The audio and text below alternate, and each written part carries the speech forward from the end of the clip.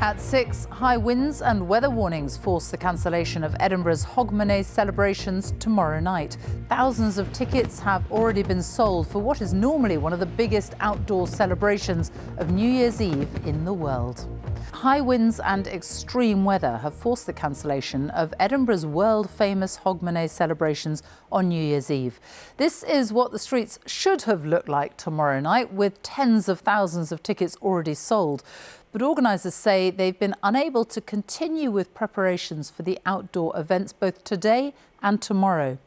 Rain, snow and strong winds will hit large parts of the UK this week, with a series of weather warnings coming into force between today and Thursday. An amber alert for rain has been issued for parts of Scotland on New Year's Eve, as Katrina Renton reports now from Edinburgh. This is what people from all over the world come to Edinburgh to experience.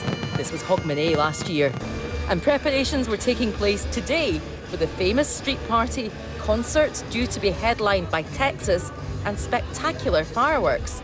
That was until this afternoon, when organisers announced they have had to cancel on safety grounds after the Met Office issued yellow warnings for wind and rain. A spokesperson for Unique Assembly said, "We have unfortunately been unable to continue with preparations and necessary setups for Edinburgh's Hogmanay outdoor events due to extreme weather and forecast conditions. Therefore, for safety reasons, we, along with our event partners, have taken the difficult decision to cancel all outdoor events." Of course, people are disappointed, but understand. No. We weren't allowed to go to the castle because of the wind. Yeah. Oh my gosh. This is what I came for, this weather. I love it. It was a little bit blustery for the torches, so understood that. Yeah. We kind of came here for the party, so... Organisers of other events, like the Stonehaven Fireballs in Aberdeenshire, plan to still go ahead. The fireballs are going ahead as planned. The only issue is whether it would be for the spectators to come and stand for a couple of hours beforehand. Already today, the north of the country has been deluged with rain. This is what part of the Highland Main Railway line was up against. And there is an amber warning for rain in place for parts of the area tomorrow. The worst of the weather is due to have passed through Scotland by New Year's Day, but there are yellow warnings for wind and rain for the south of England. Well, it's getting very heavy rain here now, and of course the last time that Hogmanay events were cancelled due to adverse weather was back in 2006. The indoor events are still going ahead, but of course it's that world famous street party that draws the crowd. Around 45,000 people were due in the centre of Edinburgh tomorrow night, and organisers say this is a decision they've just not taken lightly. Sophie. Katrina, thank you.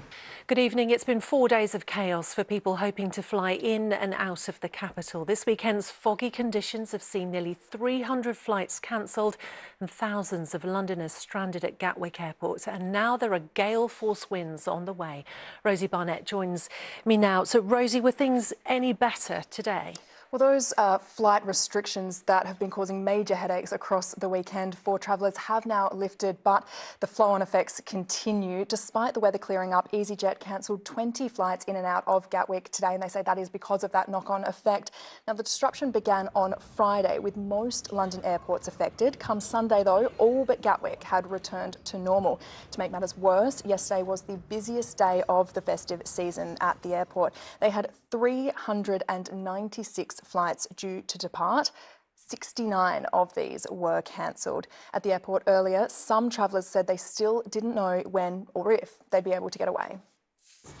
Well, it's been chaos since last night here in the airport. It seemed like thousands of people were stuck and didn't know what to do, and everyone's exhausted. It's been a little bit frustrating. We've been here since yesterday.